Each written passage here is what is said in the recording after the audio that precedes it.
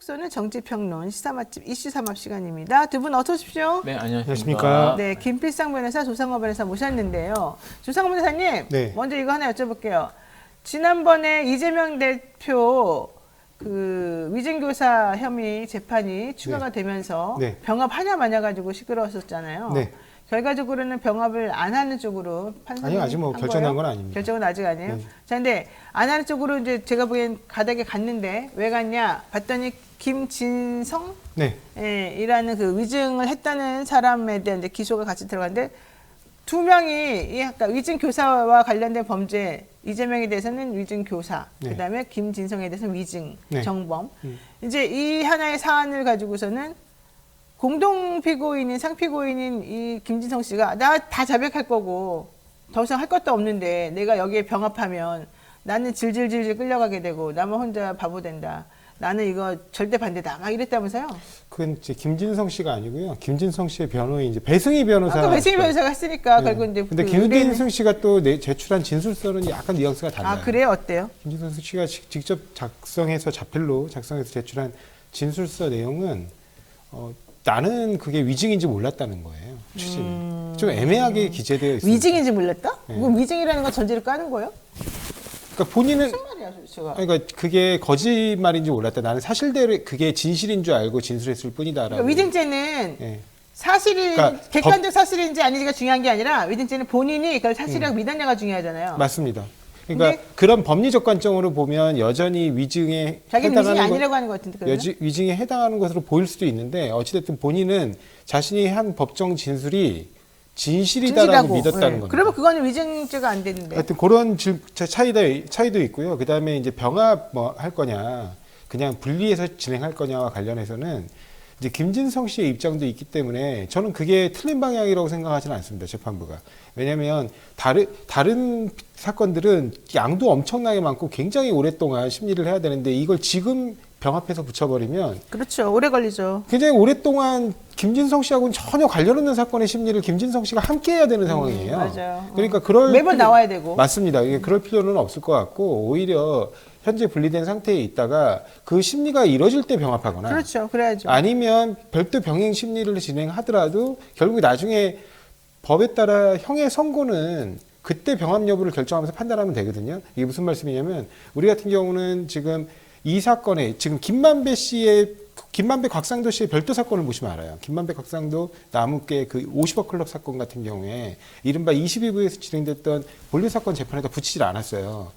붙이지 않고 최종 선고까지 갔습니다. 그 최종 선고까지 간 이유가 첫 번째는 그 사건은 별도로 심리할 필요가 있다. 왜냐하면 곽상도의 경우에는 다른 나머지 대장동 본류 사건과는 좀 거리가 있기 때문에 거기를 붙여서 곽상도를 계속해서 피고인으로 소환해서 재판 절차를 진행하는 건 비효율이다. 두 번째는 그 사건에서는 결국 가장 중요한 혐의였던 50억 클럽 뇌물이 무죄가 났습니다. 네. 그리고 김만배 씨도 당연히 뇌물 공여 부분이 무죄가 났고요. 그 다음에 남욱 변호사의 경우에는 이제 유죄가 났는데 그게 정치자금법 위반으로 벌금형이 나왔어요. 그래서 벌금 400만 원인가 나왔고, 그다음 곽상도는 그 2배인 벌금 800만 원이 나왔습니다.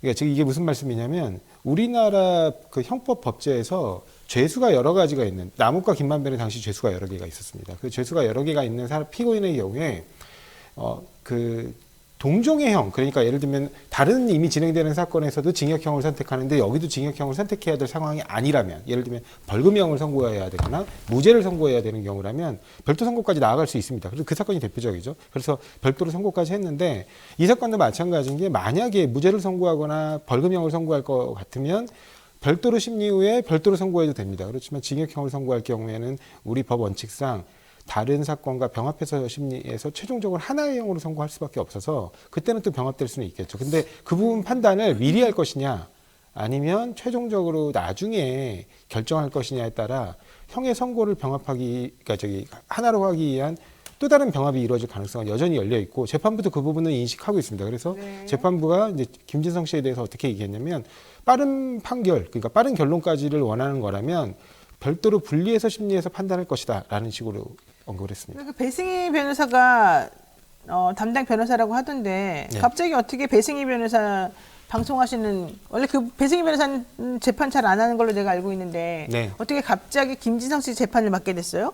그거는 저희도 모르죠. 저희도 알 수가 없죠. 신기하네. 네, 갑자기 이렇게 맡게 되셔가지고. 네, 그러시면. 근데 역시 오랜만에 하셔서 그런지 잘 못하죠?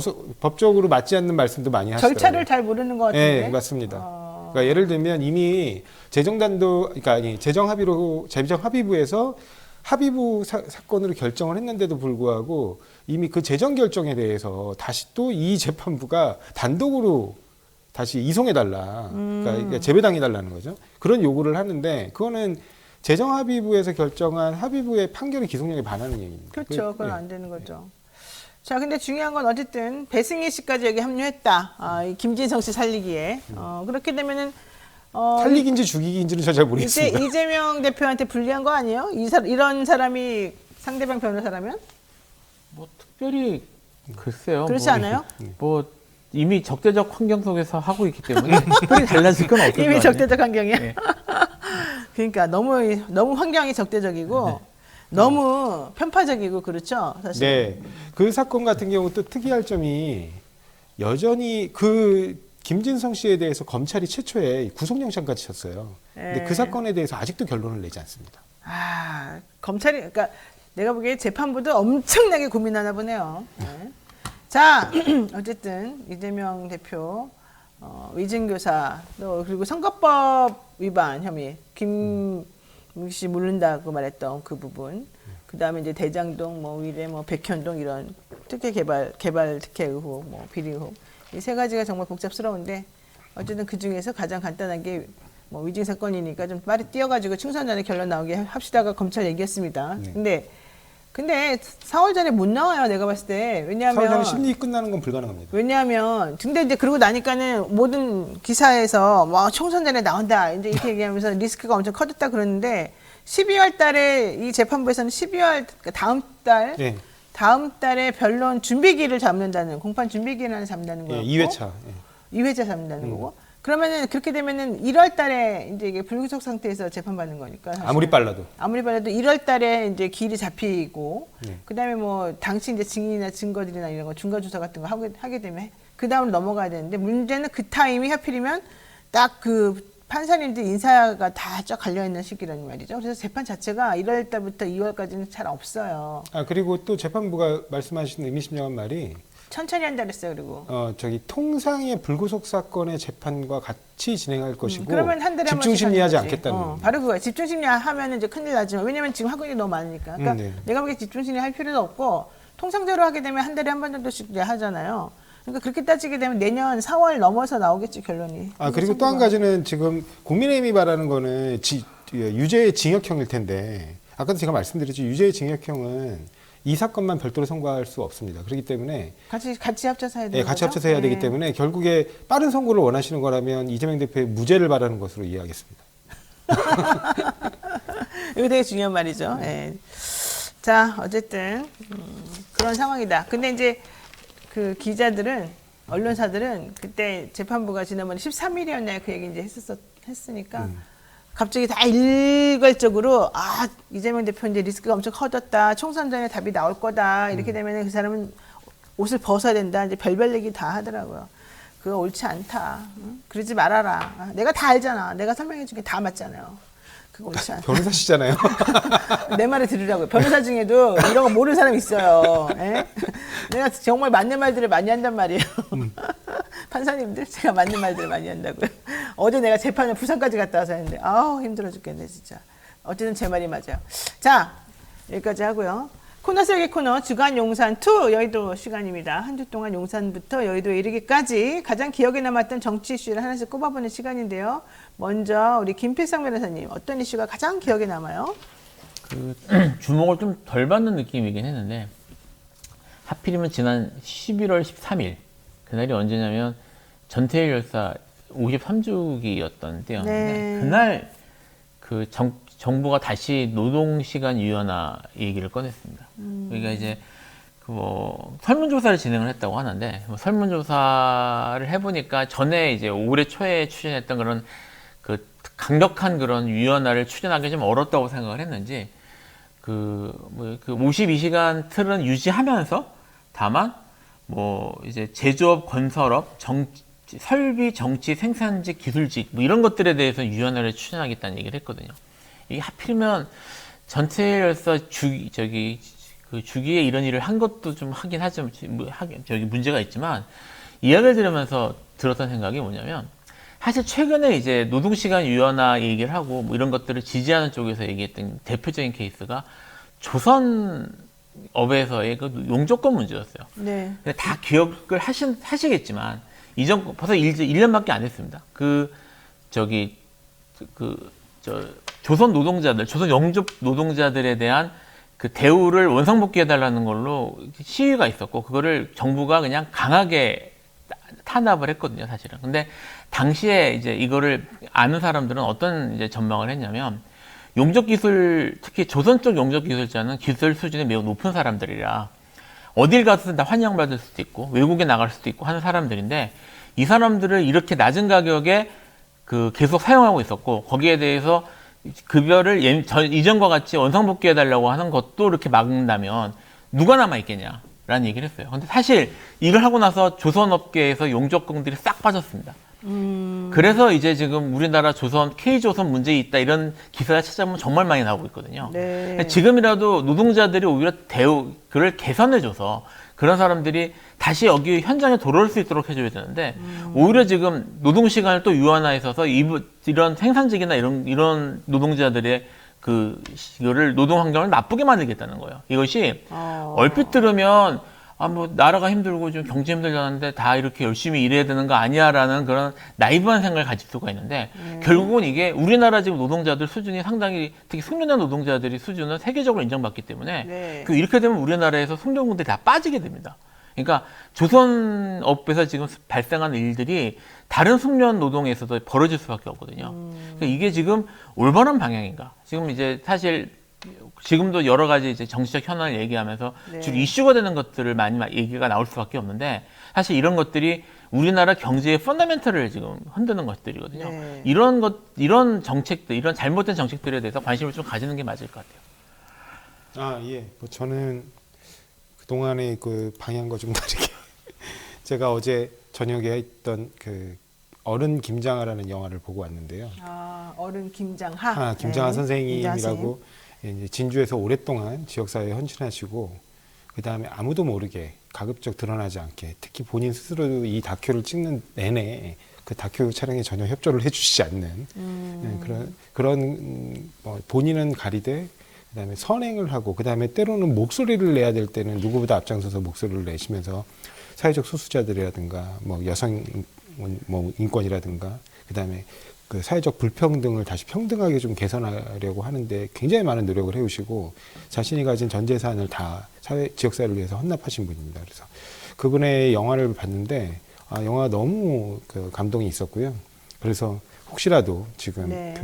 이 방송을 시청하시는 분들도 기회가 되신다면 네이버에서 어른 김장하를 검색하신 다음에 왜냐하면 극장이 그렇게 많지 않아요. 그리고 네. 이게 아마 얼마나 갈 수 있을지 모르겠습니다. 그래서 여러분들이 많이 봐주시면 아마 더 오랫동안 더 많은 곳에서 상영을 하지 않을까 싶은데, 그렇게 해서 그 영화를 한 편 꼭 보시면 마음속에 잔잔한 울림이 좀 남을 거라고 봅니다. 그래서 그런 영화 이제 여러분 함께 보시고, 지금 잠시 이렇게 치열하게 정말 금수와 싸우고 있다라는 그런 치열함, 그리고 너무 이제 고달픔 이런 데서 잠깐만 해방되셔가지고 우리 사회에 아직 이런 진정한 어른이 계시는구나. 네. 그런 부분을 다시 한번 느껴봤으면 좋겠습니다. 알겠습니다. 자, 우선 KBS 상황도 얘기해 보겠습니다. 원래 여기저기서 많이 말씀하셨겠지만 지난 10일 박민 KBS 사장 후보자가 임명이 됐습니다. 12일은 일요일입니다. 일요일에 이렇게 사장 후보자를 임명을 합니다. 그러면서 공영방송 KBS의 정체성을 재확립시키겠다. 박 사장은 그렇게 말을 했죠. 그러면서 동시에 시사 프로그램 진행자들에게 일방적으로 하차 통보를 한 건데요. 국민을 상대로 기자회견하면서 나 그거는 모르는 일이다라고 또 발뺌을 하기도 했습니다. 그러면서 사실은 알아보면 그런 식의 이 진행자들 교체를 일거에 시작한 사람은 특정 A씨다. 근데 물론 그 A씨는 박민 사장이 임명되면서 그 자리에 올라가는 것으로 예정됐던 사람이었고, 그런 식으로 교체를 얘기할 때 당시에는 보직이 없었던 걸로 제가 얘기를 알고 있습니다. 이 전체적으로 봤을 때 지금 이게 전부 다 하나의 흐름으로 되게 좀 잘못된 절차에 의해 가지고 이런 앵커 교체라든가 뭐 여러 가지가 일어나고 있는 것으로 지금 보여서 이거 사실은 상당히 심각하다. 그리고 나중에라도 문제 삼으면 큰일 나겠다 이런 생각이 들거든요. 어떻게 보십니까? 예상했던 일이죠. 사실 이동관이 돌아올 때 이미 예상을 했던 일들이고 지금 이제 그 KBS가 일종의 상징적 의미가 있어가지고 사실 주목을 네. 받는 건데요. 그 제가 이제 이 부분에서 좀 말씀을 드리고 싶었어요. 언론 개혁이나 언론 얘기를 할 때 그 말씀드리고 싶었던 것 중에 하나가 뭐냐면 우리나라 언론들 거의 대부분은 공영방송이 아닙니다. 공영방송이 아니죠. 그러니까 KBS가 공영방송이 아니고 그래서 지금 여기 뉴스토마토도 어쨌든 뭐 아니잖아요. 공영방송 저는 아니죠. 당연히 아니죠. 아니죠. 그래서 근데 이제 그 언론 노조도 그렇고 언론 쪽에서 공영방송 쪽에 많이 집중하는 경우들이 있어요. 이게 사실은 의미가 있기 때문에 집중을 하는 겁니다. 집중하는 게 잘못됐다는 건 아닌데 공영방송의 문제점이나 아니면 공영방송에 대해서 이루어지는 것들이 그 언론 개혁이나 언론 문제의 거의 모든 것들인 것처럼 보여지는 게 있어요. 근데 실제로는 그렇지는 않습니다. 이게 상징적 의미, 그 다음에 그런 건 있는지 모르겠지만 지금 벌어지는 거는 이게 KBS가 이렇게 KBS 이런 일이 벌어졌으니까 이제부터 진짜 큰일 나겠다가 아니라 이미 상당 부분 언론에 대한 그런 직접적 영향이나 아니면 그런 것들이 이루어지고 있고 그런 이루어지고 있는 상태에서 KBS까지 이런 일이 벌어진 걸로 봐야 될 것 같고요. 그래서 KBS의 문제가 아니라 이거는 현재 우리나라 언론 전체의 문제다라고 보는 게 맞을 것 같아요. 지금 그러면 조 변호사님도 이동관 방통위원장이 들어왔기 때문에 이 일이 더 가속화되고 있다 이렇게 지금 보시는 겁니까? 그건 당연합니다. 왜냐하면 당연해. 지금의 KBS 그 상황을 만든 것, 그러니까 그 이전에 임기가 남아있는 사장을 임의로 해임하고 이사회 구성을 마구마구 흔들어 놓고 뒤집어 놓고 그래서 본인들에게 이제 충성할 수 있는 이사들을 그 안에다 심고 그렇게 절차를 진행한 그 진두지휘한 사람이 바로 이동관 방통위원장으로 보는 거 아닙니까? 그래서 네. 이동관 방통위원장을 지금 탄핵하는 가장 큰 이유는 이동관 방통위원장의 직무를 정지시킴으로써 사실은 이 방통위 자체에 대한 법적 정당성의 근거를 이제 없애버리려는 거예요. 네. 왜냐하면 사실은 이게 합의제 기구임에도 불구하고 그리고 또 이제 적절한 그 견제를 위해서 여당 셋, 야당 둘로 아예 법으로 못 박아서 구성하도록 했음에도 불구하고 지금 대통령령과 여당이 추천한 그 인사 둘로만 운영해 왔던 거 아닙니까? 그런데 여기서 예를 들면 이동관 방통위원장을 이제 직무정지시키게 되면 결국에는 합의제 간청이 아니라 여당 추천 이사의 독임제 간청이 돼요. 그러니까 위원회 독임제 간청이 됩니다. 그래서 한 명 남으니까. 그렇습니다. 네. 그래서 그 부분 관련해서 결국에 이 절차적 정당성의 근거를 좀 무너뜨려야겠다. 그리고 그런 부분들은 결국에는 그 이후에 행하는 방송통신위원회의 조치에 결과적으로 위법을 초래하게 될 겁니다. 그런 부분들을 하나하나 지금 빌드업해가는 과정이라고 저는 보고 있고요. 네. 그런 조치들을 통해서 사실은 방통위가 전횡을 행사하거나 그 다음에 그 이후 KBS 이사회에도 보내는 분명한 신호라고 봅니다. 이렇게 계속해서 전횡을 행사하면서 KBS를 공영방송이 아닌 이른바 권력에 아부하고 권력에 종속하는 방송으로 운영할 때 그에 따른 법적 책임을 피할 수 없다는 걸 분명히 보여주는 네. 조치라고 봅니다. 자, 이런 가운데 민주당이 이원석 검찰총장 또 탄핵 얘기까지 이제 꺼냈다가 일단은 좀 번복을 했는데요. 그러니까 한동훈 장관이 민주당은 뭐 하루에 한 명씩 탄핵 소추하냐, 국회에 탄핵 소추할 수 있는 권한이 있으면 행정부도 하겠다.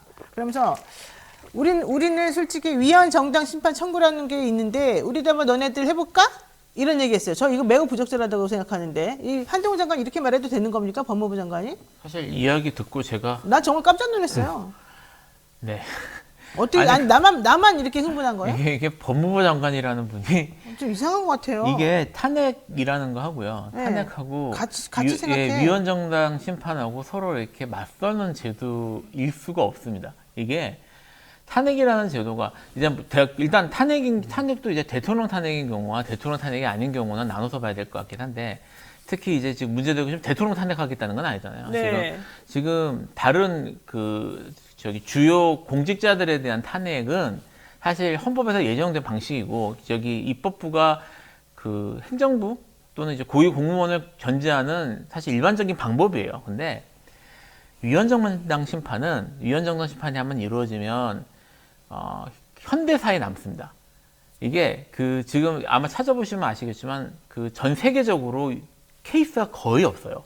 이게 왜 그러냐면 이게 방어적 민주주의라고 부르는 이 이념에 근거한 건데 민주주의의 적을 이제 사실은 민주주의의 적을 공론장에서 퇴출시킨다는 거거든요. 그러니까 이거는 민주주의라는 것이 사실 서로 다양한 목소리나 이런 것들을 전부 용인하고 그런 것들이 저 사상의 시장에서 이렇게 서로 논의되면서 그렇게 가는 시스템인데 이 시스템에 정말 심각한 예외를 인정하는 겁니다. 이 사람은 이 공론장에 있으면 안 되는 집단이니까 공론장에서 내쫓아야 되라는 건데 원래는 이런 민주주의에서 이게 들어온 게 뭐 2차 대전 때 나치 이런 경험들 때문에 들어온 거예요, 사실은. 그래서 전 세계적으로 이 위헌정당 심판의 제도를 두고 있는 나라는 여러 있지만 이것이 실무상 이루어진 케이스는 사실 없다고 해도 과언이 아니고요. 그렇기 때문에 통합진보당 사건이 그렇게 주목을 받고 그리고 세계적으로 주목을 받고 했던 거거든요. 근데 지금 제1야당이잖아요. 제1야당이고 그 제1야당이 대중정당이고 역사도 매우 오래된 정당인데 이게 지금 뭐 저기 법무부 장관 이제 1년 좀 넘게 하신 분이 뭐 제1야당에 대해서 나 기분 나쁘니까 위헌정당이라는 말을 했다는 거는 이건 헌정한다는 말입니다. 이거야말로 진짜 탄핵할 수 있는 건 아니에요. 이건 탄핵할 수 있는 사유가 된다고 봐야죠. 아니, 지금 말씀하신 것처럼 지금 김일성 변호사님 말씀처럼 원래 탄핵이라는 거는요 의회가 만들어진 이래로 계속해서 존재했던 상시적인 제도예요. 그럼요. 근데 위헌정당 강제해산 심판제도는 그러니까 강제해산 제도라고 할 수 있죠. 위헌정당 강제해산 제도는 지금 말씀하신 것처럼 독일에서 이 나치당의 출현을 막지 못한 기존 헌정 체제에 대한 반성에서 출발했고요. 그래서 민주주의의 적을 제거하기 위해서 비민주적 방법을 동원하는 극약 처방이라고 보통 표현합니다. 왜냐하면 민주적인 방법을 동원한다는 것은 보통은 선거, 그다음에 아까 말씀하신 공론장 여기를 통해서 어떠한 정치 세력 내지는 정치적 의견이 선택돼야 되는 건데 그게 아니라 정부의 제소와 그다음에 심판에 의해서 강제로 축출하는 거거든요. 그래서 그 바이마르 공화국 헌법 체제가 무너지는 게 이런 갑자기 포퓰리즘 극우 정당이 등장해서 사람들의 어떤 그 극단적인 마음들로 하나를 모아서 갑자기 궁극적으로 이 헌정 체제를 갖다가 다 무너뜨리는 그 과정을 경험했기 때문에 아주 예외적이지만 극단적인 상황에서는 이러한 조치를 할 수 있다는 거예요. 근데 지금 한동훈 장관은 탄핵을 같은 선상에서 비교했어요. 탄핵은 아까도 말씀드렸듯이 의회주의가 탄생한 이래 계속해서 있어왔던 상시적인 제도고 만약에 한동훈 장관의 말대로라면 검사가 개인 비리를 저지르고 판사가 개인 비리를 그 직무상 관련해서 개인 비리를 저질러도 그 사람들은 헌정 질서를 흔드는 중대한 위법이 아니면 탄핵할 수 없다는 취지예요. 그러면 우리 헌법이 제가 그냥 이렇게도 표현했는데 판사는 살인을 저질러도 그걸 자백을 해도 임기 중에는 내쫓을 방법이 없습니다. 그러면 그런 사람들을 파면을 안 하면 그러니까 국회가 그걸 파면을 방기하는 게 정상적입니까?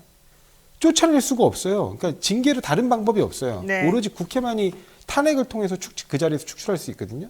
그러니까 그런 방식으로 파면권을 국회가 독점하고 있는데 그럼 국회가 그대로 가만히 있으면 그걸 직무유기라고 불러야지 그게 정상적인 상황입니까? 예를 들면 일본에서는 9차례의 판사 탄핵이 있었는데 일본의 헌정 질서가 9번이나 무너질 위기가 와가지고 그때마다 탄핵을 한 건가요? 아니에요. 그냥 판사가 네. 개인 비리를 저질렀기 때문에 탄핵한 거예요. 네. 그러니까 그 두 개를 동일선상에서 비교하는 저는 그 무식함에 놀랐어요. 맞습니다. 게다가 저는 이런 비판도 좀 이해가 안 갑니다. 무슨 얘기만 하면 몸소 키워주기니까 아예 말하지 말아야 된다? 아니 그럼 잘못을 해도 비판하지 말고 가만히 있어야 돼요? 잘못을 비판하면 그 사람을 키워주는 게 되니까?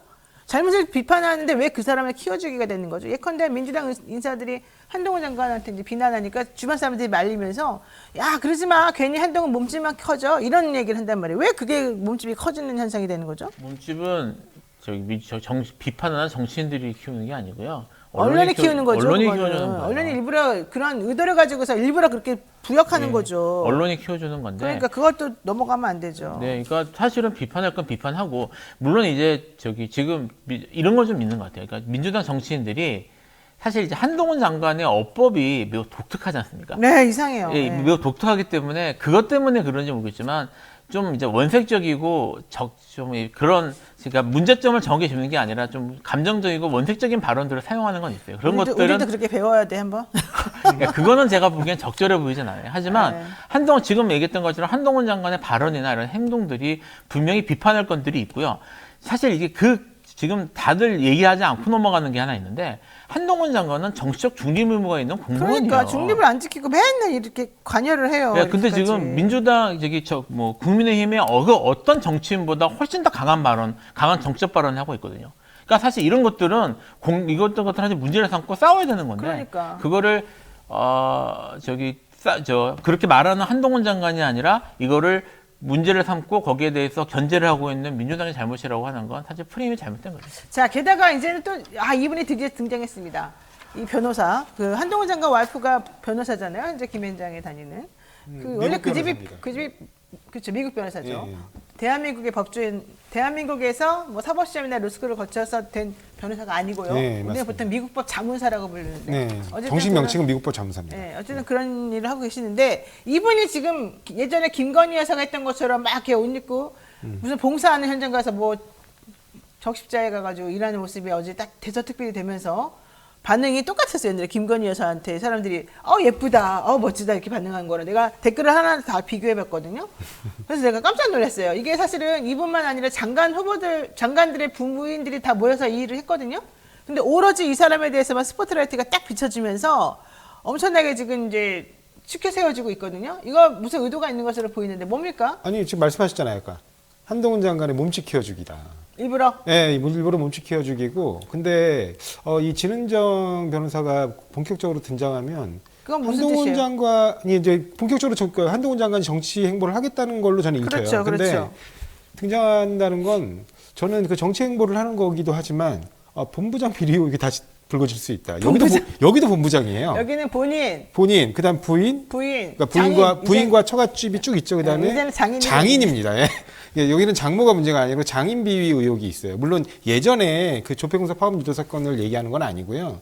이른바 여긴 회사- 천남 사건도 있지 않나요? 천안도 있습니다. 근데 네. 그게 이제 뭐 부인과 관련된 문제라고 본다면 하여튼 그 장인이 그 수사를 받는 대상으로부터 뇌물을 뇌물성으로 의심되는 아니면 알선수재로 의심되는 이제 여러 가지 금전적 급여부터 시작해서 뭐 이런 주식 관여 뭐 이런 부분들까지 혜택을 입었다 이런 의혹이 있습니다. 그래서 지금 이 본부장 비리 의혹이 이제 윤석열 대통령에 이어서 한동훈 법무부 장관에까지 이렇게 불거질 수 있는 상황이 아니냐. 굉장히 처신을 조심해야 될 겁니다. 왜냐하면 지금까지는 이제 한동훈 장관에까지 그렇게 집중적으로 조명이 이루어지지 않았는데 이제 본격적으로 정치 행보를 시작하고 특히 배우자까지 나서서 이렇게 대외적 활동을 시작한다면 그 부분에 대한 본격적인 검증이 이루어질 거라고 봅니다. 네, 또 국민의힘 자녀 학폭 논란이 있었던 인사가 정순신, 이동관, 김승희였는데 여기에 이번에 합참의장 후보까지 김명수 씨까지 또 자녀 폭력이 그것도 중학교 때 6명인가가 집단으로 한 명은 화장실 데려가서 또 폭행했다는 얘기가 나왔어요. 물론 제일 약한 서면 사과하는 것으로 처분은 끝났다고 하지만 도대체가 이런 학폭 안 하면 아예 여기는 후보도 안 되는 그런 우스꽝스러운 상황이 됐단 말이에요. 이게 말이 됩니까? 이거 인사 제대로 하는 거 맞아요? 어떻게 보면 인사를 잘하는 걸 수도 있죠. 그래요? 어떻게 왜요? 하나같이 똑같은 사람들을 이렇게 잘 골라오는지. 기준이? 예, 그러니까 기준이 우리가 생각하는 거와 다르다면 인사검증을 잘하는 걸 볼 수도 있는데 뭐 이건 웃자고 하는 말이고요. 인사검증 시스템은 지금 이제 단순히 전에도 한번 얘기한 적이 있는 것 같은데 단순히 어떻게 그런 사람들이 계속 오냐라고 이렇게만 끝날 수 있는 게 아닌 게 이제까지 이야기했던 한동훈 장관의 권한이 됐단 말이에요. 이거는. 한동훈 장관의 권한이고 이게 지금 이전까지 종래에 있었던 인사검증 시스템들이 다 없애버리고 한동훈 장관에게 이걸 다 몰아주고 한동훈 장관은 이걸 하겠다고 FBI까지 갔다 오고 뭐 이런 사실은 전 쇼라고 봅니다. 아니 그러면서도 뭐라고 하냐면 대통령실에서는 아니 본인이 말 안 하는데 우리가 어떻게 압니까? 이런 말을 해요. 말이 돼요 그게 지금? 그러니까 검증만 왜 하는 거야 그러면? 그러니까 그게 뭐 FBI식인지 잘 모르겠습니다만 진짜 황당무계. 그러니까 그런 식으로 이 정권이 그렇게 해서 사실은 어떻게 보면 한동훈 띄우기의 한 방법으로 몰아주기로 방법으로 된 건데 이런 것들이 지금 말씀하셨던 것처럼 얘기하지 않으면 모른다는 수준으로 지금 인사검증이 이루어지고 있는 거면 사실 인사검증이 안 되고 있다는 얘기죠. 네. 이거는 아무것도 시스템의 문제를 보여주는 거라고 시스템이 작동되지 않고 네. 있다. 자, 저희 뉴스토마토 정기구독 캠페인을 시작하고 있습니다. 뉴스토마토는 올해 창간 8주년을 맞이해서 제2창간을 선언하고 지난 2월에 타블로이드 판형을 변경했으며 데스크 실명제, 영상뉴스 강화 등의 새로운 시대를 보이고 있습니다. 최근에는 더 많은 독자를 만나기 위한 준비도 마쳤습니다. 이번 기회에 뉴스마트를 구독하신 분들께는요. 통통몰 30% 할인, 토마토 케이스 컨텐츠 70% 할인 등 다양한 혜택도 드리니까 여러분 이번에 잊지 말고 한번 들어와 보십시오. 자세한 것은 유튜브 제목 아래 더보기란이나 라이브 채팅창 맨 위에 캠페인 참여 방법 등을 참고하시면 될 것 같고요. 영친 여러분들 많은 참여 부탁드립니다. 뉴스마토가 바로 서는 언론입니다. 뉴스마토의 노영의 뉴스 인사이더를 좋아하신다면 노영의 뉴스 인사이더를 계속해서 보기 위해서라도 뉴스마토를 응원해 주셔야 될 것 같습니다. 자, 여러분 꼭 부탁드리고요. 계속해서 이야기 이어나가겠습니다. 조성호 변호사님, 인류위원장이 혁신위 활동 관련해가지고 중진들하고 계속해서 지금 삐걱삐걱 되고 있습니다. 그러면서 윤핵관들이 이제 해체되고 있다. 권성동 의원, 나 윤핵관 아니야 이러고 장제원 의원, 비루하게 정치 목숨을 뭐 어쩌고저쩌고 연정하느니 이러면서 나 윤핵관에서 탈퇴할래 이런 취지를 지금 여러 가지 행동하고 있거든요. 네. 헤어질 결심이 선 거네요.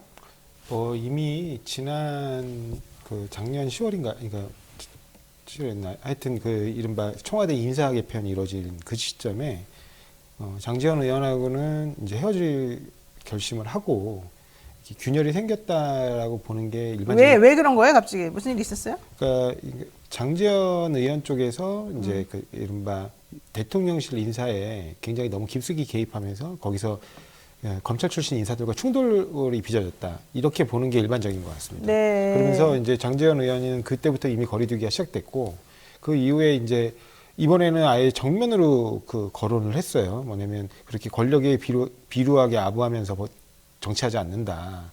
이런 말까지 하고 나 원래 무소속으로도 당선된 사람이야. 막 이렇게 얘기를 했단 말이죠. 그러니까 이게 권력이 제가 볼 때 누구도 김기현 당대표라고 생각하지 않거든요. 인유한 위원장이라고도 생각하지 않습니다.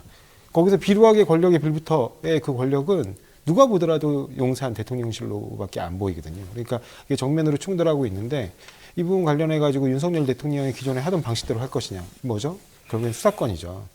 뭐 이러면 장제원 의원 같은 경우는 본인이 사학 집안입니다. 아니 근데 솔직히 이런 식으로 하면 나는 그냥 대통령이 인요한 위원장이라는 사람을 허수아비로 내세우고 대통령이 다 공천에 관여하고 대통령이 하는 다 것 그렇게 같아요. 보는 거죠. 근데 그렇게 되면 대통령이 중립 의무가 있는 사람인데 이렇게 해도 되는 거예요? 이거 안 그건 맞는 거 아니에요? 당연히 불법이고 위헌이죠. 근데 네. 그런 부분에 대해서 개의치 않고 거침없이 하는 게 바로 지금 윤석열 대통령이죠. 왜냐하면 남들의 그 티끌은 들보보다 크게 보면서 본인의 들보는 전혀 보지 못하는 이제 이른바 외눈박이 시각을 갖고 있기 때문에 본인이 스스로 과거 뭐 청와대 이른바 공천 개입이라든가 그 다음에 경선 개입이라든가 선거 개입과 관련해 가지고 그 문재인 청와대 인사들을 갖다가 그 마구잡이로 기소했단 말이에요. 근데 그 재판이 곧 나오긴 할 건데 그거에 대해 그런 거보다 더 나아가서 이렇게 사실상 그 혁신위원장이라는 사람이 대통령의 의중을 거의 공개적으로 언급하는 방식으로 시그널 받았다 그러면서. 네, 그렇습니다. 이렇게 하고 있습니다. 그래서 제가 볼 때는 이미 지금 장제원 의원 등 이른바 구획관들하고는 이제 틈이 벌어졌고요. 이게 틈이 벌어질 수밖에 없는 게 이 사람들이 또 다 이른바 꽃밭에가 있어요.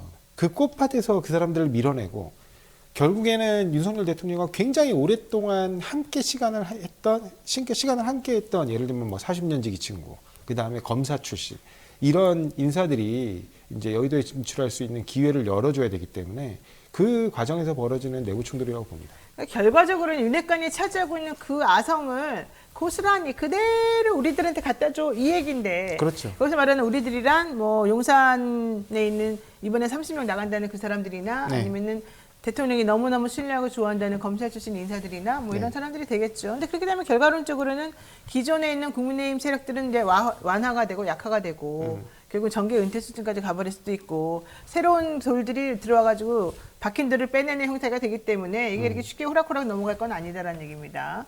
자, 이런 가운데 제가 궁금한 건 어떻게 대통령이 이렇게까지 이 당의 인사나 뭐 선거 관련 공천권까지 이렇게 좌지우지 흔들 수가 있느냐 이런 마음이 들어가서 물론 뭐 겉으로는 아니라고 하겠지만 현실적으로 이런 모든 종류의 혁신안까지 다 만들어가지고 오다내리고 이렇게 하는 게 과연 가능한가 이거예요. 그럼 이상하잖아요. 감마하면 안 되죠. 이상하잖아요. 말이 안 되는 거잖아요. 말이 안 되죠. 근데도 왜 이렇게 하죠? 지난번에 박근혜 전 대통령은 혹은 노무현 전 대통령은 이런 것 때문에 지금 다 곤란지경에 빠졌었잖아요. 특히 비교도 안 될 정도로 아주 약한 정도로 했었어도. 이게 사실 그분이 검찰을 잡고 있기 때문에 그래요. 이거를 검찰을 잡고 왜냐면 있어서. 이게 문제를 삼고 이거 문제 삼아서 수사를 하든지 뭘 하든지 하려면 결국 수사 조직이 움직여야 되거든요. 검찰이 움직여야죠. 네. 움직여야 되는데 지금 이분은 자기가 뭘 해도 누구도 나를 수사할 수 없다. 이분 사실은 은퇴한 이후에도 걱정이 없다고 생각하는 것 같아요. 네. 그러네. 그래서 이게 지금 사실 지금 이런 모습들이 어느 경우에 볼 수 있냐면 현직 검사들이 이런 걸 많이 보입니다. 네. 현직 검사들이 법정에서 말하는 걸 법정에서 말할 때도 그렇고 뭐 법정이 아닌 데서 말할 때도 그런 걸 많이 보는데 어떻게 저런 얘기를 하지? 저거 위법인데? 또는 절차는 안 지켰다는 얘기인데?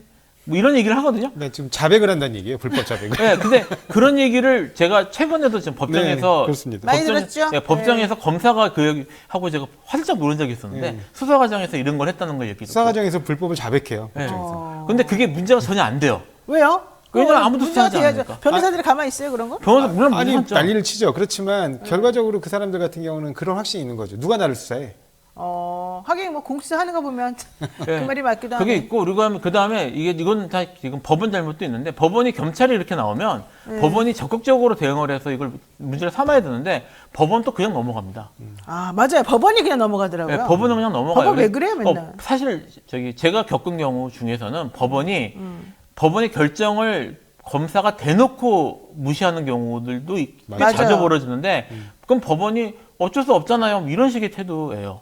그러니까 그런 실무가 그렇게 돌아가기 때문에 지금 윤석열 대통령은 내가 이렇게 뭘 해도 아무도 문제 삼을 수 없고 아무도 이걸 수사하지 않을 거고 아무도 이걸 하지 않을 거라는 자신이 있는 겁니다. 사실 이제 그런 걸 막기 위해서 공수처를 하고 이런 걸 이제 검찰 개혁을 했던 건데 지금 공수처가 사실상 제 역할을 못 하고 있는 상황에서는 정말 겁날 게 없는 거죠. 왜 법원은 스스로를 바보로 만들고 있죠? 그러니까 뭐 며칠 전에도 그런 일이 있었지만 자료 제출을 안 하는 게 일반적이라는 거예요.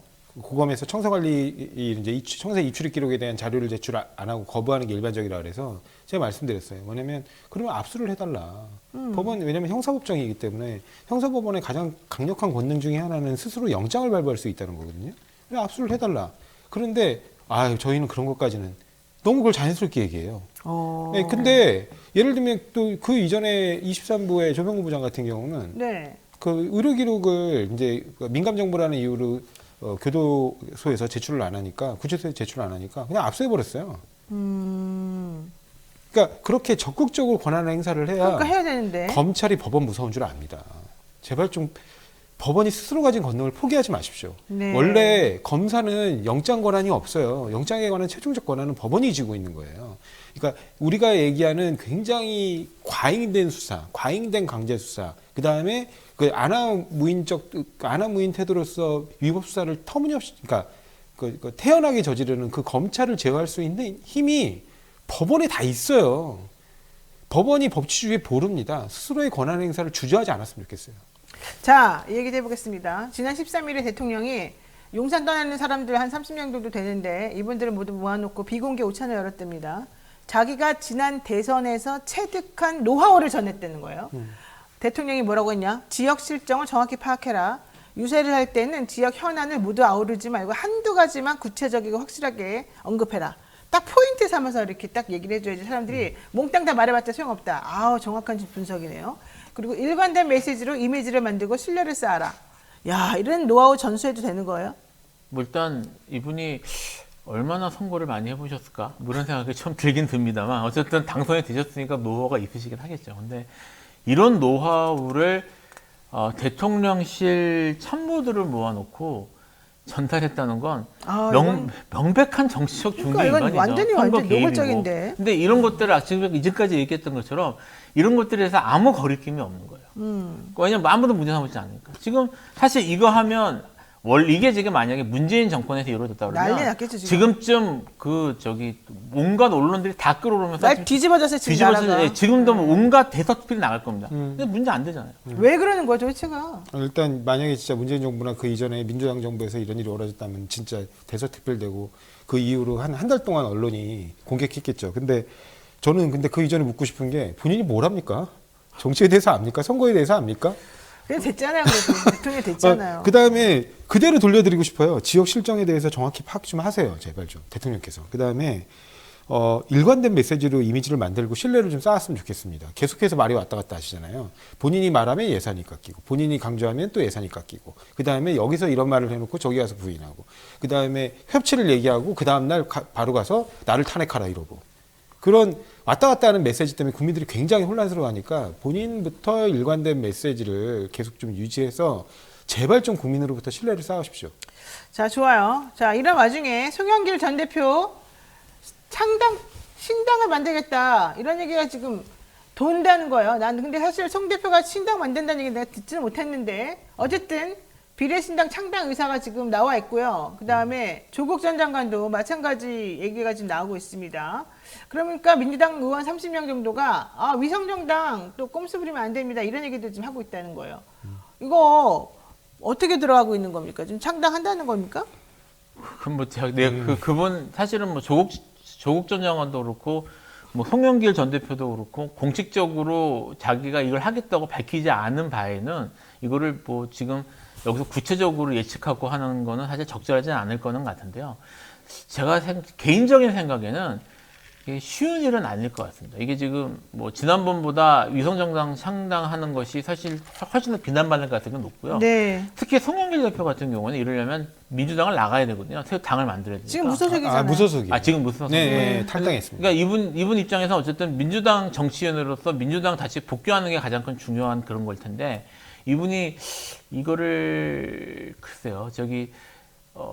물론 이걸 통해 가지고 본인이 그렇게 되면 본인도 이제 그 비례를 받고 다시 원내 복귀할 수 있는 가능성은 생기겠지만 이런 식의 이런 것들이 지금 자기 정치적인 그런 생명이나 이런 것들에 도움이 될까 싶어서 저는 좀 지켜봐야 될 것 같아요. 오늘 언론사에 보도된 것에 따르면 조국 신당 하게 되면은 뭐 13% 네. 정도, 그다음에 중도나 이쪽 민주당 거 표 가져간다. 그다음에 이준석 신당 차리게 되면 16.몇% 정도, 그쪽 표하고 중도 표를 가져간다 이렇게 나오더라고요. 일단은 좀 용어를 정리할 필요가 있는 게 네. 비례신당이고 위성정당으로 보기는 어렵습니다. 왜냐하면 지금 이재명 대표의 확고한 생각은 위성정당을 만들지 않겠다는 거예요. 근데 이런 비례정당의 출현을 현행법상 방지하려면 결과적으로 오히려 민주당이 위성정당을 만들어야 되는 꼴이거든요.